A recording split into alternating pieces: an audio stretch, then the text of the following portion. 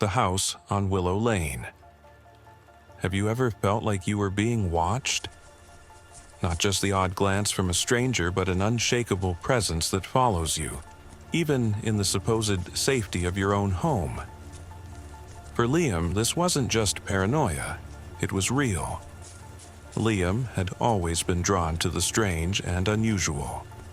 So, when the chance came to buy a historic house on Willow Lane for an impossibly low price, he didn't hesitate.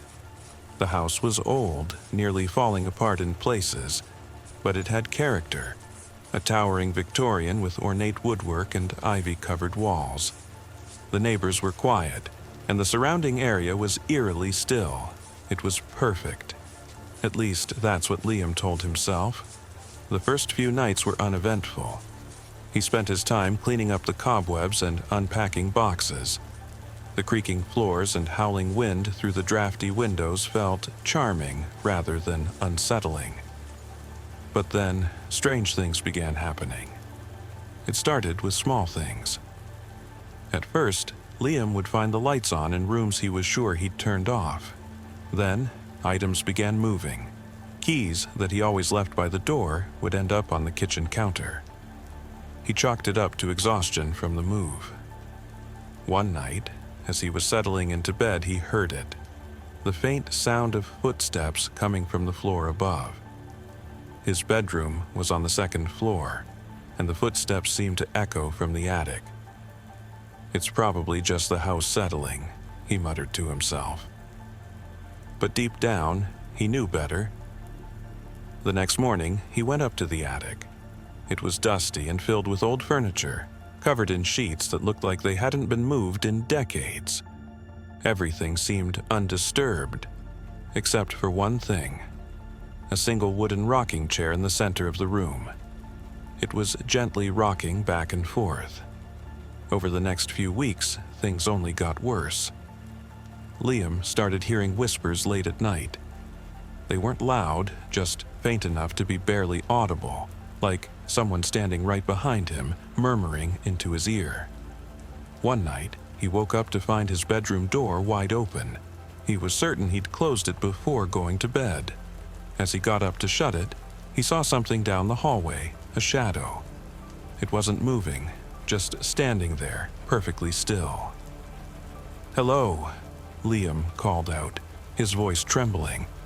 The shadow didn't respond. Instead, it seemed to fade into the darkness.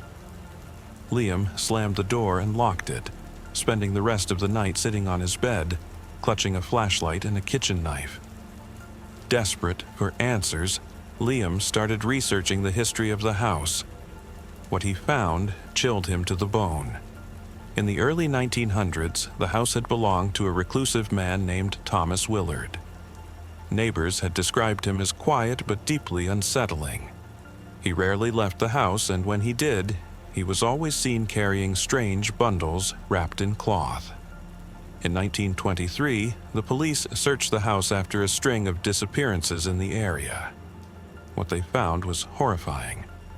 The remains of multiple victims buried in the walls and under the floorboards. Thomas was arrested, but died in his cell before he could stand trial. Since then, the house had remained empty, with every subsequent owner leaving within months. One stormy night, Liam decided he'd had enough. He packed a bag and planned to leave first thing in the morning. But the house seemed to have other plans. As he sat in the living room, the lights began flickering. Then, all at once, they went out, plunging the house into darkness. Liam fumbled for his flashlight, but before he could turn it on, he heard it. The unmistakable sound of footsteps coming down the stairs. "Who's there?" he shouted, his voice echoing in the empty house. The footsteps stopped, but the silence that followed was even worse. And then, from the shadows, a voice: "You can't leave." Liam's flashlight flickered to life, and for a brief moment he saw it, a figure standing at the bottom of the staircase. Its face was pale and hollow, its eyes black as coal. He ran, stumbling over furniture as he made his way to the front door. But no matter how hard he pulled, it wouldn't budge. Behind him, the voice whispered again, "This is my home." In a moment of sheer panic, Liam smashed the nearest window and climbed out, cutting his hands and arms on the broken glass. He didn't stop running until he reached the street, his heart pounding in his chest. When he turned back to look at the house, he saw it, the figure standing in the window, watching him. Liam never returned to Willow Lane. He moved across the country, but no matter where he went, he always felt it. The sensation of being watched, the faint sound of whispers in the night. He left the house, but something followed him. Some places aren't meant to be lived in.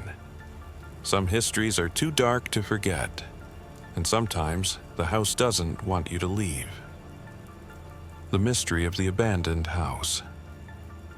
Sometimes what seems like the perfect place to rest actually hides something dark, but you won't know this until it's too late, and you're already in the thick of it. Jonathan had always been a fan of solitude. After a tough divorce, he decided to escape everything and everyone by buying an old house in a remote part of the state. It was the perfect choice, a house in the woods, far from city noise, on the edge of a lake surrounded by tall trees.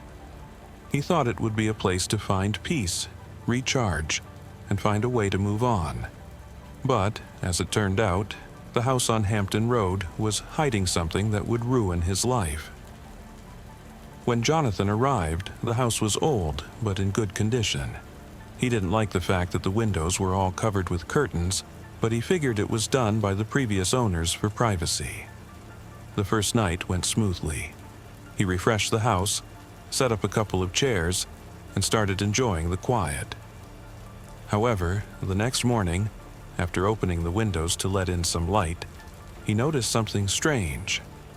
Everything outside seemed too quiet, as if something was wrong. In the following days, Jonathan started noticing that something was off about the house. He'd hear faint rustling noises at night. Sometimes it sounded like footsteps, sometimes like a door creaking that he was sure he had closed before going to bed. One night, after he turned off the light and lay in bed, he heard heavy breathing. It couldn't have been a coincidence. He got up and checked the house. Everything was quiet, but the longer he stayed in the house, the more he felt its presence. Sometimes he'd see strange shadows in the corners of the room that disappeared the moment he tried to get closer. One night, lying in bed, he noticed that the shadow in the corner seemed to move. He tried to turn on the light, but nothing changed. Over the next few days, Jonathan started feeling more and more like he was being watched. When he stepped outside into the yard, he felt like someone was standing at the window, watching him. But when he returned, the windows were always shut, and no one was visible. One day, he decided to dig into the house's history. He went to the local library and found out that the previous owners, the Carters, had disappeared under mysterious circumstances a few years ago.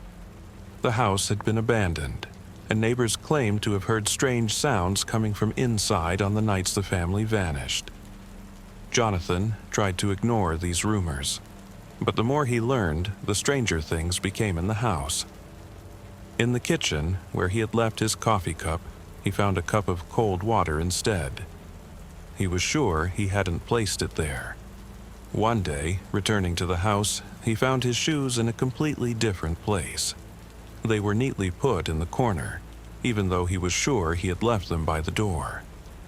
One rainy night, Jonathan felt that something dangerous was happening in the house. The strange noises became unbearably loud. The doors started to creak as if someone were trying to get in, even though Jonathan was alone. He decided he couldn't stay in this place anymore and planned to leave the next morning. But that night, he couldn't stop thinking about the fact that he wasn't the only one who had ever lived in the house. He climbed up to the attic, hoping to find some clue that could explain what was happening. There, he found old photographs. They were pictures of the Carter family, but in one shot, there was something strange in the window, misted up by the rain. There was a shadow standing right behind them. He couldn't explain it. At that moment, his heart froze. footsteps on the stairs. Out of the corner of his eye, he saw the shadow moving from one room to the next, as if someone was standing right in front of him. Jonathan felt a cold sweat running down his back. He wanted to scream, but he couldn't. His tongue felt heavy and his breathing became shallow. In a panic, he ran out of the house, but the door wouldn't open. He yanked at it with all his strength, but it stayed locked. He started screaming, begging for help, but everything was in vain. The footsteps continued to echo in the house, and the shadow kept getting closer. Finally, when the door opened, he ran outside, but didn't stop. He ran like a madman through the woods, never looking back. It wasn't until he reached the main road and stopped that he realized the house was gone. He never returned to that corner of the world again. But sometimes when he closes his eyes, he still feels as though he's being followed. Some places aren't meant for the living. Some stories are too dark to be forgotten. And sometimes, houses built on forgotten histories don't want to let their new residents go.